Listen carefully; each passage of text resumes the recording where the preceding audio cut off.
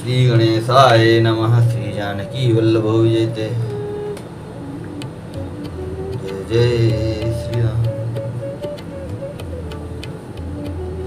सोई सुख सोई गति सोई भगति सोई निज चरण सने। सोई विवेक सोई रहने प्रभु हमें कृपा करि दे।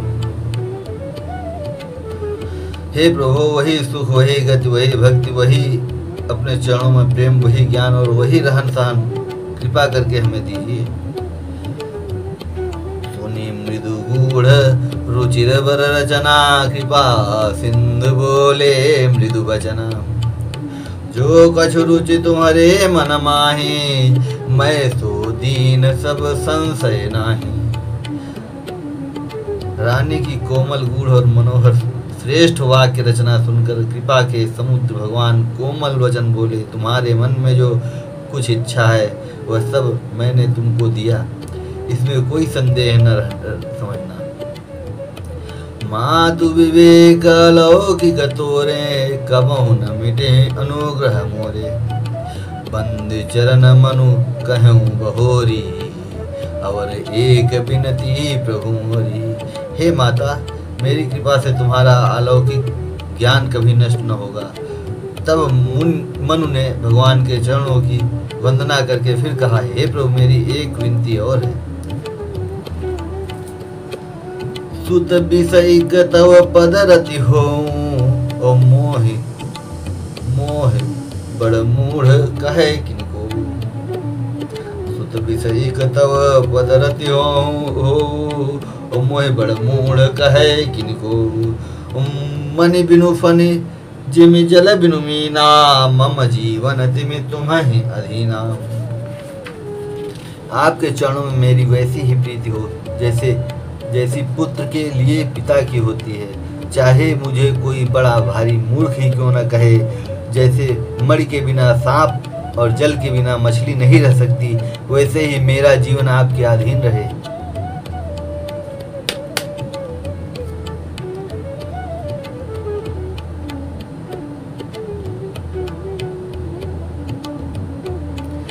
अस बरु मांग चरण गह रहूं एव मस्तु करुणा निधि कहूं।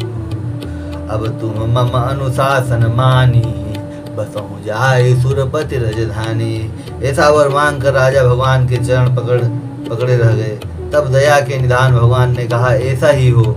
अब तुम मेरी आज्ञा मानकर देवराज इंद्र की राजधानी अमरावती में जाकर वास करो। तहाँ करी भोग विशाल तात गए कछु काल पुनि। होई हूँ अवध भुआल तब मैं होव तुम्हार सुत।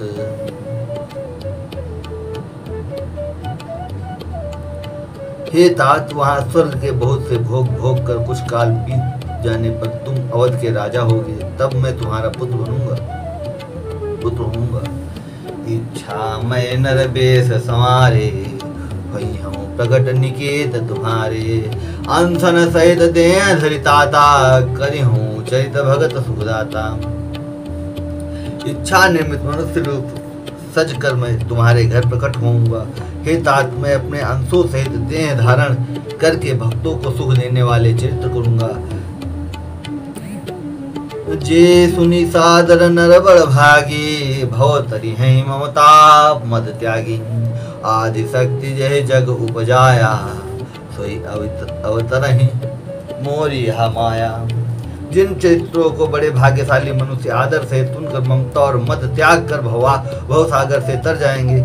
आदि शक्ति यह मेरी स्वरूप भूता माया भी जिसने जगत को उत्पन्न किया है अवतार लेगी। पुरौब मैं अभिलाख तुम्हारा सत्य सत्यपन सत्य हमारा। पुनि पुनि अस कहे कृपा निधाना अंतरधान भय भगवाना। इस प्रकार मैं तुम्हारी अभिलाषा पूरी करूंगा। मेरा प्रण सत्य है सत्य है सत्य है कृपा निधान। भगवान बार बार ऐसा कहकर अंतर्धान हो गए। दंपति उरधरि भगत कृपाला आश्रम निवसे कछुकाला। समय पाई तनु तजी अनायासा जाय कीन अमरावती बासा। वे स्त्री पुरुष राजा रानी भक्तों पर कृपा करने वाले भगवान को हृदय में धारण करके कुछ काल तक उस आश्रम में रहे। फिर उन्होंने समय पाकर सहज ही बिना किसी कष्ट के शरीर छोड़कर अमरावती इंद्र की पुरी में जाकर वास किया। यह इतिहास पुनीत अति उमह कही वृषकेतु, भरद्वाज सुनो अपर पुनि राम जन्म कर हेतु। याज्ञवल्क्य जी कहते हैं, भरद्वाज, इस अत्यंत पवित्र इतिहास को शिव जी ने पार्वती से कहा था। अब श्री राम के अवतार लेने का दूसरा कारण सुनो। मास पारायण 5वां सुनु मुनि कथा पुनीत पुरानी, जो गिरिजा प्रति बखानी। विश्व विदित एक कह के देसु, सत्य के तुतः बसई नरेशु। हे मुनि, वह पवित्र और प्राचीन कथा सुनो जो शिव जी ने पार्वती से कही थी। संसार में प्रसिद्ध एक कह के देश है, वहाँ सत्य केतु नाम का एक राजा राज्य करता था। धर्म धुरंधर नीति निधाना, तेज प्रतापशील बलवाना। तेहि के भय जुगल सुत वीरा, सब गुण धाम महारन धीरा। वह धर्म की धुरी को धारण करने वाला, नीति की खान, तेजस्वी, प्रतापी, सुशील और बलवान था। उसके 2 वीर पुत्र हुए जो सब गुणों के भंडार और बड़े ही रणधीर थे। राजधनी जो सेठ सुत आए, नाम प्रताप भानु असताहि। अपर सुत अरिमर्दन नामा, भुज बल अतुल अचल संग्रामा। राज्य का उत्तराधिकारी जो बड़ा लड़का था उसका नाम प्रताप भानु था। दूसरे पुत्र का नाम अरिमर्दन था, जिसकी भुजाओं में अपार बल था और जो युद्ध में पर्वत के समान अटल रहता था। भाई हैं परम समिति, सकल दोष छल बरजित प्रीति। जेठ सुत राजन नृपदीन्हा, करित आप गवन बन कीन्हा। जेठ सुत राजन नृपदीन्हा, आप गवन बन कीन्हा। भाई भाई बड़ा मेल और सब प्रकार के दोषों और छलों से रहित सच्ची प्रीति थी। राजा ने जेठे पुत्र को राज्य दे दिया और आप भगवान के भजन के लिए वन को चल दिए। जब प्रताप रवि भयो निपाला, जब प्रताप रवि भयो निपाला, और फिरी दुहाई देश। जब प्रताप रवि भयो नृप फिरी दुहाई देश। प्रजापाल अति वेद विधि, कतहु नहीं अघलेश मन। जब प्रतापवान राजा हुआ, देश में उसकी दुहाई फिर गई। वह वेद में बताई हुई विधि के अनुसार उत्तम रीति से प्रजा का पालन करने लगा। उसके राज्य में पाप का कहीं लेस भी नहीं रह गया। निपहित कारक सचिव सयाना, नाम धर्म रुचि शुक्र समाना। सचिव सयान बंधु बलवीरा, आप प्रताप पुंज रणधीरा। राजा का हित करने वाला और शुक्राचार्य के समान बुद्धिमान धर्म रुचि नामक उसका मंत्री था। इस प्रकार बुद्धिमान मंत्री और बलवान तथा वीर भाई के साथ ही स्वयं राजा भी बड़ा प्रतापी और रणधीर था। सेन संग चतुरंग अपारा, अमित सुभट सब समर जुझारा। सेन बिलोक राउ हरसाना, अरुबाजे गह गहे निशाना। साथ में अपार चतुरंगिणी सेना थी, जिसमें असंख्य योद्धा थे जो सबके सब रण में जूझ मरने वाले थे। अपनी सेना को देखकर राजा बहुत प्रसन्न हुआ और घमाघम नगाड़े बजने लगे। विजय हेतु कटकई बनाई, सुदिन साध नृप चलो बजाई। जहाँ तहाँ परी अनेक लड़ाई, और जीते सकल भूप बरियाई। दिग्विजय के लिए सेना सजाकर वह राजा शुभ दिन और साध कर डंका बजाकर चला। जहाँ तहाँ बहुत ही लड़ाइयाँ हुई, उसने सब राजाओं को बलपूर्वक जीत लिया। सप्तदीप भुज बल बस कीन्हे, लय लय दंड छान नृपदीन है। सकल अवन मंडल तहि काला, एक प्रताप भानु महिपाला। अपनी भुजाओं के बल से उसने 7 द्वीप भूमिखंडों को वश में कर लिया और राजाओं से दंड कर दंड अर्थात कर लेकर उन्हें छोड़ दिया। संपूर्ण पृथ्वी मंडल का उस समय प्रताप भानु ही एकमात्र चक्रवर्ती राजा था। सुबह सपेस्तु करे बाहुबल निज पुर कीन प्रवेशु, अर्थ धर्म काम आदि सुख से वही समय न देसु। संसार भर को अपनी भुजाओं के बल से वश में करके राजा ने अपने नगर में प्रवेश किया। राजा अर्थ धर्म और काम आदि के सुखों का समयानुसार सेवन करता था। भूप प्रताप भानु बल पाई, काम धेनु भय भूमि सुहाई। सब सुख वर्जित प्रजा सुखारी, सब दुख वर्जित प्रजा सुखारी। धर्मशील सुंदर नर नारी। राजा प्रताप भानु का बल पाकर भूमि सुंदर, काम धन मन चाहे वस्तु देने वाली हो गई।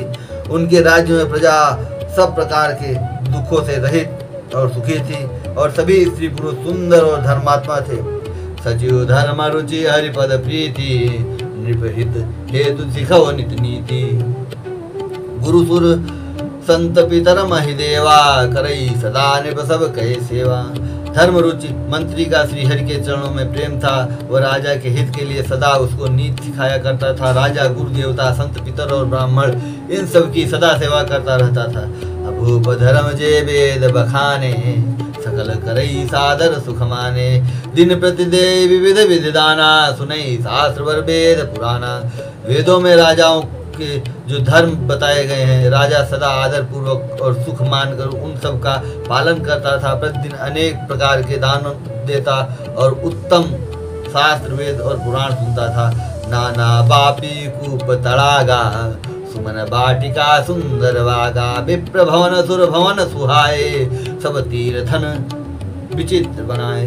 उसने बहुत सी बावलियां, कुएं, तालाब, फुलवाड़ियां, सुंदर बगीचे, ब्राह्मणों के लिए घर और देवताओं के सुंदर विचित्र मंदिर सब तीर्थों में बनवाए। जहाँ लगी कहे पुराण सुति, एक एक सब जाग। बार सहस्त्र निभ किए सहित अनुराग। वेद और पुराणों में जितने प्रकार के यज्ञ कहे गए हैं, राजा ने एक एक करके उन सब यज्ञों को प्रेम सहित हजार हजार बार किया। हृदय न कछ फल अनुसंधाना, भूप विवेकी परम सुजाना। करई जे धर्म करम मन बानी, बासुदेव अर्पित नृपयानी। राजा के हृदय में किसी फल की टोह अर्थात कामना न थी। राजा बड़ा ही बुद्धिमान और ज्ञानी था। वह ज्ञानी राजा कर्म मन और वाणी से जो कुछ भी धर्म करता था, सब भगवान वासुदेव के अर्पित करके करता था। चढ़ी बरबाजी बार एक राजा, मृगया कर सब साजी समाजा। विंध्याचल गंभीर बन गयऊ, मृग पुनीत बहुमार्त भयऊ। एक बार वह राजा एक अच्छे घोड़े पर सवार होकर शिकार का सब सामान सजाकर विंध्याचल के घने जंगल में गया और वहां उसने बहुत से उत्तम उत्तम हिरण मारे। फिरत विपिन नृप दीख बराहु, जनु बन दुर्यु ससेंग राहु। बड़ बुद्धि नहीं समात मुख माहे, बड़ विधु नहीं समात मुख माहे। मनहु क्रोध बस उगलत नाहि। राजा ने वन में फिरते हुए एक सूअर को देखा। दांतों के कारण वह ऐसा दिख पड़ता था मानो चंद्रमा को ग्रस कर मुंह में पकड़कर राहु वन में आ छिपा हो। चंद्रमा बड़ा होने से उसके मुंह में समाता नहीं है और मानो क्रोधवश वह भी उसे उगलता नहीं। कोल कराल दसन छबिगाई, तनु विशाल पीवर अधिकाई। घुरघुरात है और आए, चकित बिलोकत कान उठाए। यह तो सुअर के भयानक दांतों की शोभा कही गई। इधर उसका शरीर भी बहुत विशाल और मोटा था। घोड़े की आहट पाकर वह घुरघुराता हुआ कान उठाए चौकन्ना होकर देख रहा था। नील महीधर शिखर सम देखि विशाल बराहु। चपर चलो है सुटुकी नृप, हाँ कि न हो निभाहु। नील पर्वत के शिखर के समान विशाल शरीर वाले उस सूअर को देखकर राजा घोड़े को चाबुक लगाकर तेजी से चला और उसने सूअर को ललकारा कि अब तेरा बचाव नहीं हो सकता। आवत देखी अधिक रहो बाजी, चलियो बराह मरुत गति भाजी। तुरत कीन निप सर संधाना, मैं मिली गयो बिलोखत बाना। अधिक शब्द करते हुए घोड़े को अपनी तरफ आता देखकर सूर पवन वेग से भाग चला। राजा ने तुरंत ही बाण को धनुष पर चढ़ाया। सूर बाणों को देखते ही धरती में दुबक गया। तकी तकी तीर मही से चलावा, करे छल सूर शरीर बचावा। प्रगटत दुरत जाय मृग भागा, इसी सब भूप चले संग लागा। प्रगटत दुरत जाय मृग भागा, ऋषि बस भूप चले संग लागा। राजा तक कर तीर चलाता है, परंतु सूर छल करके शरीर को बचाता जाता है। वह पशु कभी प्रकट होता और कभी छिपता हुआ भाग जाता था, और राजा भी क्रोध के वश में उसके साथ पीछे लगा चला जाता था। कहीं दूर घन गहन बराहु, जहाँ नाहिन गजबाज निबाहु। अति अकेल बन विपुल कलेसु, तदपि न मृग मग तजई नरेसु। सूअर बहुत दूर ऐसे घने जंगल में चला गया जहाँ हाथी घोड़े का निवाह गम नहीं था। राजा बिल्कुल अकेला था और वन में क्लेश भी बहुत था। फिर भी राजा ने उस पशु का पीछा नहीं छोड़ा। कोल बिलो की भूप बड़ धीरा, भागी पैठ गिर गुहा गंभीरा। आगम देख नृप अति पछताए, फिरो महाबन पर भुलाई। राजा को बड़ा धैर्यवान देखकर सूअर भागकर पहाड़ी की एक गहरी गुफा में जा घुसा। उसमें जाना कठिन देखकर राजा को बहुत पछता कर लौटना पड़ा, पर उस घोर वन में वो रास्ता भूल गया। खेद खिन्न क्षुधित त्रिसित, राजा बाजी समेत। खोजत व्याकुल सरित सर, जल बिनु भयऊं अचेत। बहुत परिश्रम करने से थका हुआ घोड़े से समेत भूख प्यास से व्याकुल राजा नदी तालाब खोजता खोजता पानी बिना बेहाल हो गया। फिरत विपिन आश्रम एक देखा, ताह बस नृपति कपट मुनि बेसा। फिरत विपिन आश्रम एक देखा, तहाँ बस नृपति कपट मुनि बेसा। जासु देश नृपलीन छड़ाई, समर सेन तज गयूं पराई। वन में फिरते फिरते उसने एक आश्रम देखा जहाँ कपट से मुनि का वेश बनाए एक राजा रहता था, जिसका देश राज प्रताप भान ने छीन लिया था, जो सेना को छोड़कर युद्ध से भाग गया था। समय प्रताप भानु कर जाने, आपन अति असमय अनुमानी। गयूं न गृह मन बहुत गलानी, मिलान राजय नृप अभिमानी। प्रताप भानु का समय अच्छे दिन जानकर और अपना कुसमय बुरे दिन अनुमान कर उसके मन में बड़ी ग्लानि हुई। इससे वह न तो घर गया और न अभिमानी होने के कारण राजा प्रताप भान से ही मेल किया।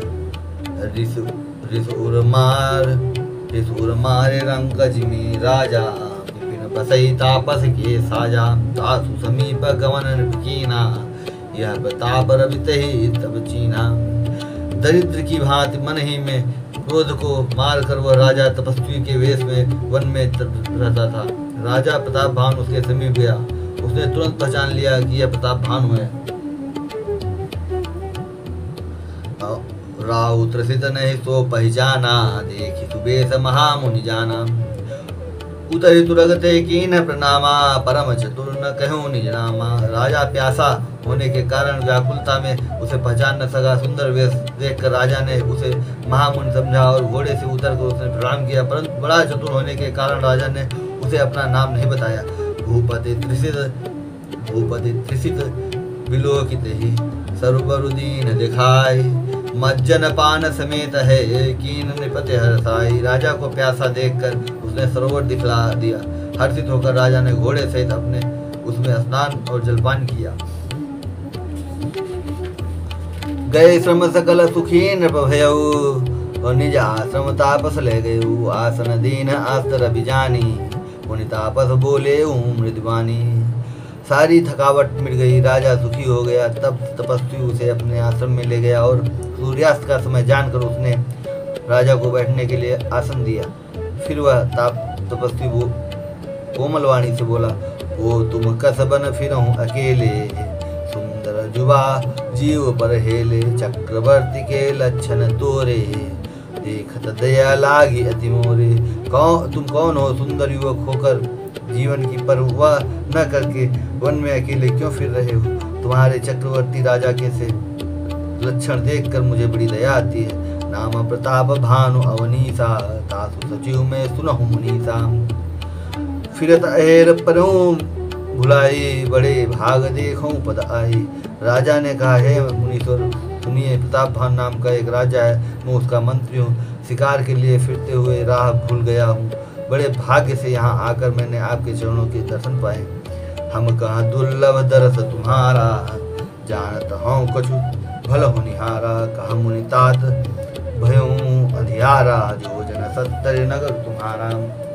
हम आपका दर्शन दुर्लभ था, हमें आपका दर्शन दुर्लभ था, इससे जान पड़ता है कुछ भला होने वाला है। मुनि ने कहा, हे तात, अंधेरा हो गया है, तुम्हारा नगर यहाँ से 70 योजन दूर पर है। निशा घोर गंभीर बन पंथ न सुनहु सुजान, बसहु आजु अस जाने तुम जायो हो तबिहान। हे सुजान सुनो, घोर अंधेरा रात, अंधेरी रात है, घना जंगल है, रास्ता नहीं है। ऐसा समझकर तुम आज यहीं ठहर जाओ, सवेरा होते ही चले जाना। तुलसी जैसे भवतव्यता, तैसी मिलई सहाय। ता आपुन आवई ताहे पहि, ताहे तहाँ ले जाए। तुलसीदास जी कहते हैं, जैसी भवतव्यता होनहार होती है, वैसी ही सहायता मिल जाती है। या तो वह आप ही उसके पास आती है या उसको वहाँ ले जाती है। भले ही नाथ आय सुधरी शीशा, बांधी तुरग उर बैठ महिषा। निभ बहु भांति प्रशंस उताही, चरण बंदी निज भाग्य सराही। हे नाथ, तुम्हारा बहुत अच्छा, ऐसा कहकर और उसकी आज्ञा सिर चढ़ाकर घोड़े को वृक्ष से बांधकर राजा बैठ गया। राजा ने उसकी बहुत प्रकार से प्रशंसा की और उसके चरणों की वंदना करके अपने भाग्य की सराहना की। पुनि बोले मृदु गिरा सुहाई, जानी पिता प्रभु करो डिठाई। मोहि मुनि से सुत सेवक जाने, नाथ नाम निज कहूँ बखानी। फिर सुंदर कोमल वाणी से कहा, हे प्रभु, आपको पिता जानकर मैं डिठाई करता हूँ। हे मुनीश्वर, मुझे अपना पुत्र और सेवक जानकर अपना नाम धाम विस्तार से बताइए। तेहि न जान निपहि सुजाना, भूप हृद सो कपट सयाना। भैरी पुनि छत्री पुनि राजा, छलबल कीन चाहे निज काजा। राजा ने उसको नहीं पहचाना, पर वह राजा को पहचान गया था। राजा को शुद्ध हृदय था, राजा तो शुद्ध हृदय था और वह कपट करने में चतुर था। एक तो वैरी, फिर जाति का छत्री, फिर राजा। वह छल बल से अपना काम बनाना चाहता था। समुझ राज सुख दुखित अराती, हवा अनल सुलगति छाती। सरल वचन निपके सुनिकाना, संभारे हृदय हरसाना।